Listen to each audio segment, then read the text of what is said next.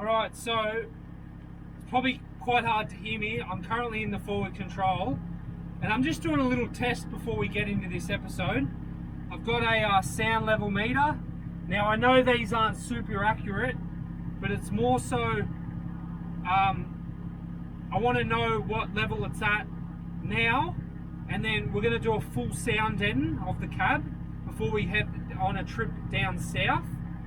We've got a couple other mods, but I'll show you those as well. But the main thing is to get this cab so it's not so loud. All right, it's got this rubber matting in it, but it doesn't do the best job.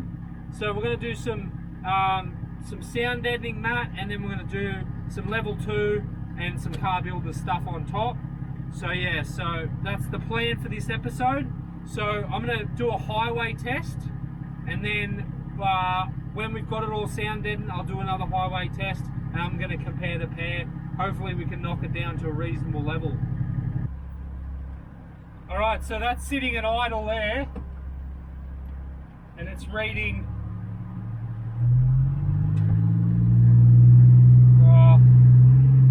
sort of reads at 92, 90. Okay, so 95, it's just over 60, 95 decibels, take her up to 80,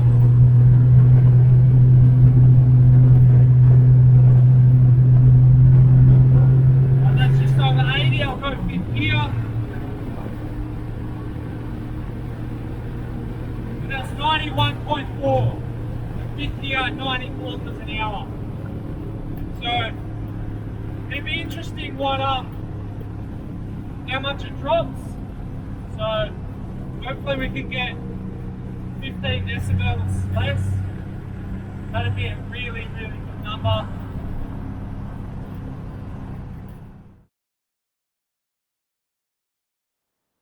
So it's been about a week now, and we're finally getting into sound deadening Brenda, our forward control. And you just saw me, I took it for a test drive, I did a couple of sound tests, and it's pretty bad. So anything above like 85 is very noisy. Anything above 90 for extended periods of time, it causes industrial deafness.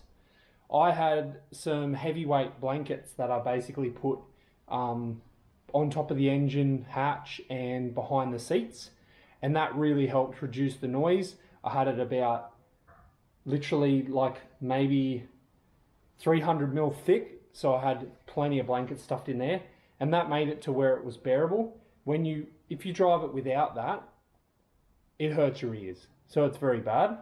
So I picked up some of this Underdog soundproofing. I'm not sponsored by these guys, not affiliated with them. I've used something similar in the past from the Stop Sound and Heat, which is like an Australian website, and this is $50 for a 4-meter roll by 500 mil, and it's 2.4 millimeters thick. So a little bit of a cheaper option than some of the other sound deadeners out there, especially for a vehicle that's going to be, you know, in the bush, getting all dirty and stuff like that. So I'll show you in the Parenti. So I've used something similar here, as you can see. That's not the same, but it's the same thickness, same materials basically, and I've done the whole cab with that stuff, and that has made a massive difference with heat coming through the firewall there, and also just making all these aluminium panels sound deadened. So Brenda's basically the same, pretty much the same thickness, material thickness and all that as the Parenti, and the footwells are actually pretty similar as well. It's just the bonnet changes, and yeah, so that'll work great. I haven't ordered yet the Car Builders Stage 2, which is a acoustic liner, stick-on acoustic liner. So I'll be using that on top of this. It just sticks directly to that, and then on top of that I'll be running marine carpet to cut down any of that reverberating noise, but only in the areas that don't get a lot of traffic. So in the footwells, I'm going to run what I run in the Parenti, which is, I have it here, like I'm going to run the Car Builders insulator sorry, not insole layer, mass noise liner. This isn't the mass noise liner, it's the original footwell mats that were in the Parenti, and then I used car builders insulator and stuck it to the underneath, and that makes a massive difference in the Parenti. So we're going to use car builders mass noise liner as in the footwells and over the seat tunnel, and it's not a gearbox tunnel, but yeah, all in those areas. So, and also on top of the engine bay hatch thing. So yeah, so we'll get stuck in. I'm going to open this up, and we're going to use the rubber that's stuck to the walls to as templates, because they've been really well done, cut really nice and put in place really nice. So we can use all of them as templates to make the job go a little bit faster. So we'll get into it.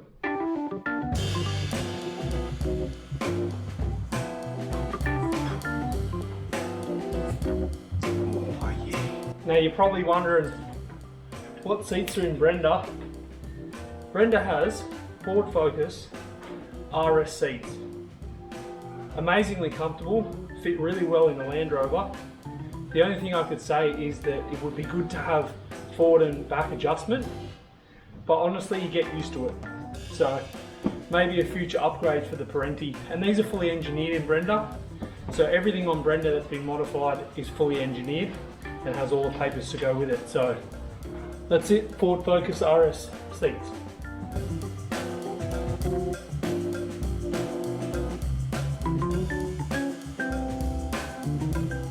Alright, so once you cut sort of your piece out, I'm only going to do one piece by piece so then I can get it to line up where it originally goes with the other bits there. So you just want to make sure your panel's really clean, pretty straightforward, because it's not going to stick to a dirty panel. So I'm just going to brush this off, and then that's with a clean brush. And then I'm going to get wax and grease remover, and I'm going to wipe that all down with wax and grease remover, and then come up, put the panel up with the backing on it, still like the peel off backing where it sticks, get it in place, pull one end up, peel it back, stick it down, and then work my way across. So that's the plan. I might need a vacuum in there. I'm going to grab the vacuum and give it more of a vacuum, because there's plenty of dust in here from the beach trips that we've been on thus far.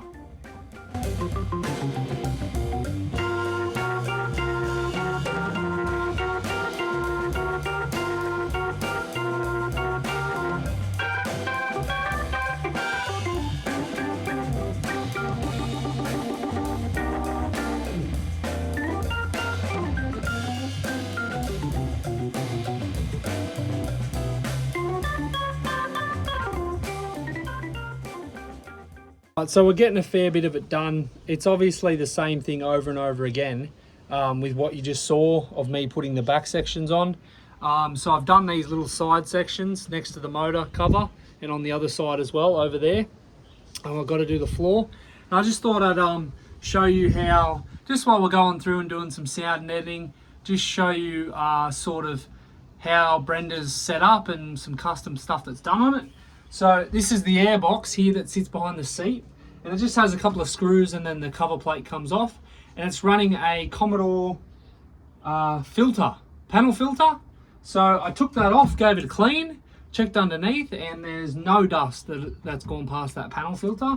So that's mint, all right? So if a lot of the noise actually comes up through the air intake, because obviously we're getting intake noise.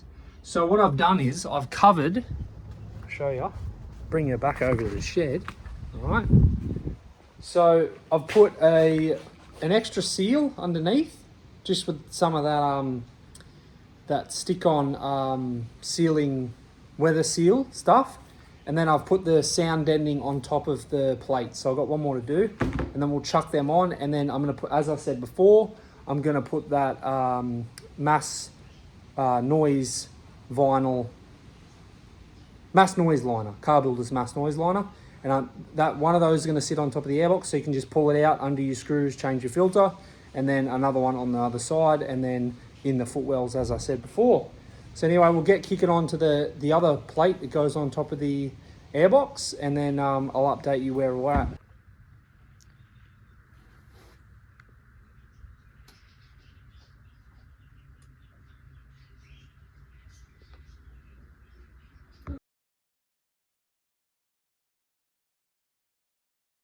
I made a bit of an improvement to the way that the engine cover seals, and it had just like a open cell foam weather strip, and it didn't have that much compression to it, and it would have let like a lot of, you know, noise through and not seal that well.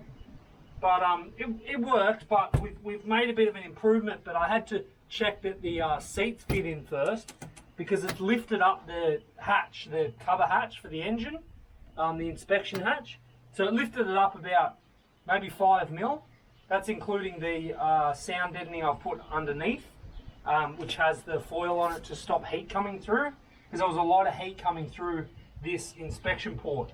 So I'll get it off and I'll show you. So I managed to change it to this it's a toolbox seal from Bunnings. It's got a round soft top that has lots of compression to it, and it just pinch seals on this cover. So I've done that the whole way around, so that'll make it so less heat comes through, less noise comes through, and just makes generally a better seal. So that'll be perfect.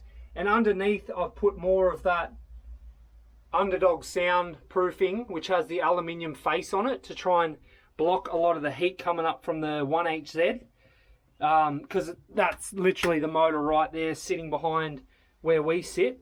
So that should make a big difference in sound and in heat. And I'm also going to have, as I said before, that mass noise liner laying across here. So we'll kick into getting more things done and show you the progress. While we waited on more sound deadening and insulation material to arrive, we got stuck into getting a much needed Maxtrax storage solution installed. On my recent trip road tripping south to Augusta, I struggled with having to store the Maxtrax, and they ended up on the bed, which wasn't ideal. Claire and myself got stuck into fitting up our new Maxtrax holder that folds down into a table. Getting your climb down from Big Brenda. Having only set up the awning once before, it took us a little while to work out all the modifications the previous owner had done to make the shade setup on Brenda really sturdy, especially in high winds and on the beach. There are a few cross-bracing poles, along with some rear vertical poles that support the walls which attach on either side.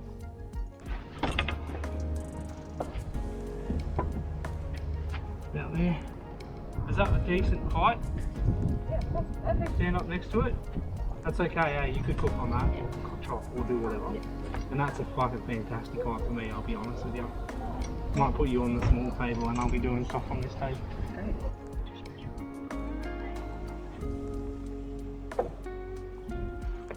Great. Yeah.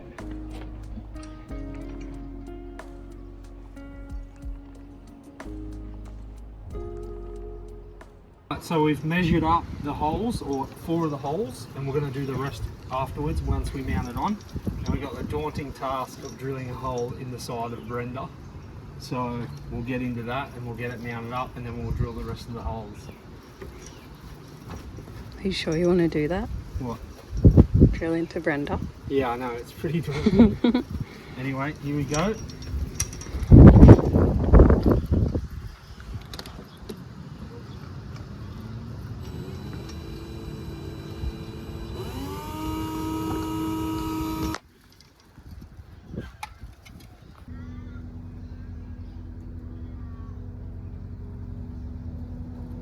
Are we fucking tripping? How the fuck did we fuck that up so bad? Yeah, they've been on it, aren't they? How the fuck did I fuck that up? One of the holes we drilled was slightly off, but still totally usable. And in the end, I had to modify the bracket anyway. The spacing between the structural ribs of the camper body was slightly wider than the mounting holes on the Maxtrax table brackets. So I got to drilling new holes on one side of the bracket, and that sorted all our worries.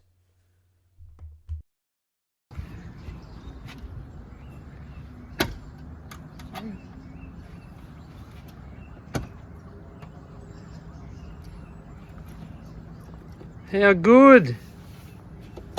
Fresh table. Just got to pull this off, obviously. It's aluminium underneath. So good. Super simple now too. Yeah, we had some dramas with it. But you get that with being a numpty and doing custom things, you know.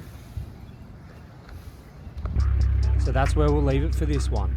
The Maxtrax storage and table setup is finally sorted, and it's already a massive improvement over having them sliding around on the bed. Even with a bit of measuring twice and drilling twice, it all came together in the end. In the next episode, we'll keep chipping away at Brenda as more sound deadening and insulation turns up, and we start putting the interior back together properly. If you've been enjoying the build so far, make sure you're subscribed, give the video a like, and drop a comment below, especially if you've run a similar setup or have any tips of your own. Thanks for watching, and we'll catch you in the next one.